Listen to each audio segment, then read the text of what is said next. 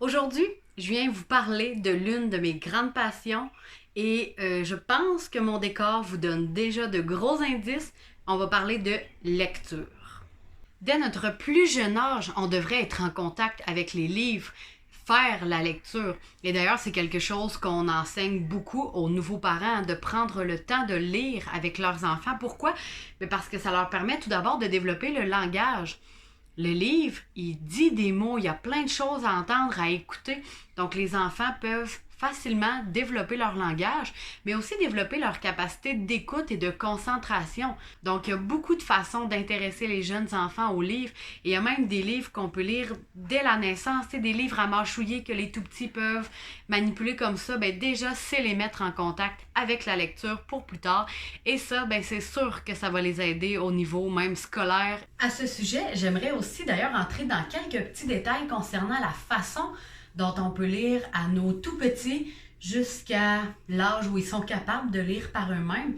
Donc, tout d'abord, aussi simple que juste regarder les images, nommer, poser des questions. Qu'est-ce que c'est? Et plus ils grandissent, on peut aller vers des questions plus poussées. Qu'est-ce qui se passe dans cette image-là? Qu'est-ce que tu penses qui va arriver aussi? On peut aussi juste imiter les bruits parfois. Donc, on a des livres qui n'ont même pas de texte, qui ont des images, puis on peut s'amuser à imiter les bruits des animaux, des voitures, des choses comme ça. On peut aussi, il y a beaucoup de livres qui existent pour les tout-petits qui sont à manipuler. Donc, il y a des textures rugueux, c'est doux, il y a des plumes. Ça peut être très, très, très intéressant pour, en fait, apporter l'enfant à aimer davantage les livres puis à être en contact avec eux. Et quand ils sont plus vieux, on peut aussi parler des auteurs, des illustrateurs des livres. Hey, tu te souviens, cet illustrateur-là, c'est le même qui a fait l'autre histoire qu'on a lue l'autre fois, tu l'avais beaucoup aimé, hein? Et là, quand ils grandissent, comme ça, ils découvrent qu'il y a des gens derrière ces histoires-là et c'est un peu comme ça qu'ils peuvent éventuellement découvrir des auteurs préférés et aller rechercher des livres de ces auteurs-là pour continuer dans le même style qui les intéresse. Nous, en tant qu'adultes, on peut aussi lire toutes sortes de livres. Je ne peux pas concevoir que personne ne lise dans la vie parce qu'il y a tellement de variétés, de types de livres, d'auteurs, de styles d'écriture qu'il suffit simplement en fait de trouver ce que toi tu aimes.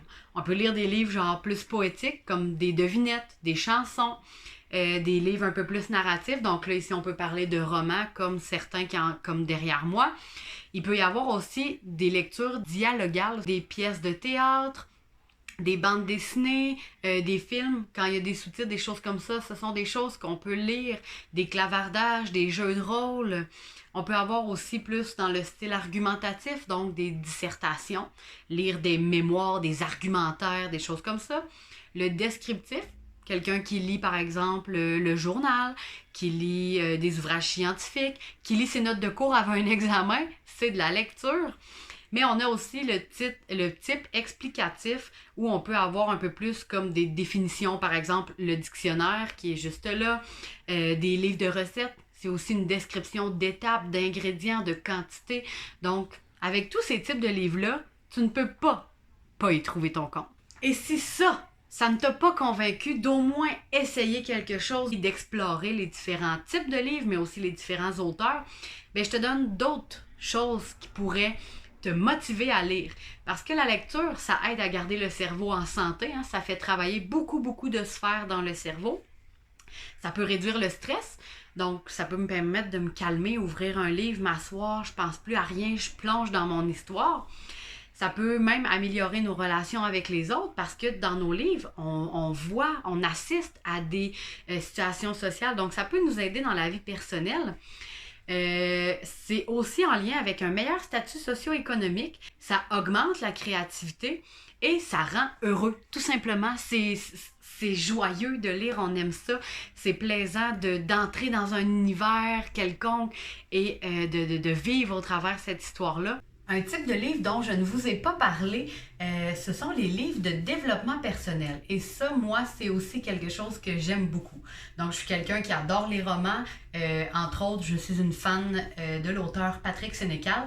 Donc ça, c'est mon genre à moi. Mais ce que j'aime aussi, c'est de lire en parallèle. Donc souvent, j'ai 2 livres d'ouvert en même temps. Ce sont des livres de développement personnel. Je pense que c'est important de lire des livres de développement personnel, tout d'abord pour se comprendre, Juste pour comprendre parfois pourquoi je suis comme ça. Ah oui, ça pourrait peut-être venir de là. Pousser des réflexions, avoir plus d'introspection en fait et vraiment réfléchir sur soi, sur ses pensées, sur ses comportements. Mais aussi, parfois, ça peut nous aider dans des situations plus difficiles, puis d'essayer de voir les choses différemment, de voir un peu plus de positif, d'améliorer en fait sa qualité de vie. Et si finalement la lecture, là, t'aimes vraiment pas ça, le fait de lire, ben, il y a quand même d'autres alternatives qui existent qui sont différentes au niveau des bienfaits, mais qui peuvent être tout aussi intéressantes. Et ce sont les livres audio, par exemple. Donc, il y a des applications, il y a toutes sortes de choses, ou même, en fait, les livres numériques, hein, il y en a qui n'aiment pas nécessairement manipuler les livres. Ben, tu peux avoir un livre numérique, donc le lire sur ton téléphone, sur ta tablette. Fait que comme ça, tu y as accès de partout, n'importe quand. Pas besoin de traîner autre chose que ton téléphone qui est possiblement déjà dans ta poche. Et pour ce qui est des livres audio, ben, ça peut être cool d'écouter des livres audio, des podcasts, des choses comme ça, que ce soit humoristique, que ce soit sur du développement personnel aussi. Mais, par exemple, aller prendre une marche, puis écouter un livre, une période de relaxation. En fait, ce qui est important, c'est d'essayer d'intégrer la lecture dans ta routine. Que ce soit le matin en te levant, tu te lèves un peu plus tôt pour lire quelques pages, que ce soit le soir en te couchant, dans ton lit, tu décides d'ouvrir un livre, ou que ce soit en plein milieu de la journée, sur ton heure de dîner par exemple.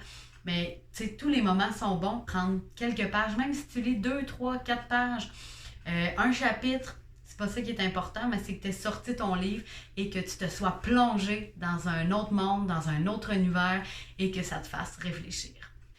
Et c'est pourquoi je vous invite à relever le défi que je me suis lancé en janvier 2021, qui est de lire un livre par mois. Que ce soit un petit livre, un livre de blagues, des choses très courtes, mais je veux que vous essayiez de lire un livre par mois pendant 1 an. Ça, là, ça fait 12 livres par année. C'est pas tant que ça. Et tout dépend encore du style. Mais justement, c'est un bon moment, je pense, ce défi-là pour explorer les différents styles. Dire, dans le premier mois, je vais lire des livres plus explicatifs avec des définitions, des livres de recettes. Donc, je vous invite à explorer les types de lecture, mais aussi à découvrir ce qui vous fait vibrer à travers les livres. Bien, moi, j'aime les livres policiers parce que c'est plein d'intrigues. Puis, quand je lis, ça me permet de sortir un peu de ma vie plate et plus normale. Des livres de filles parce que je trouve que ça me fait sortir du quotidien puis ça m'emmène dans un monde imaginaire. J'aime lire des histoires vraies puis des biographies parce que j'aime en apprendre plus sur les parcours de vie des gens.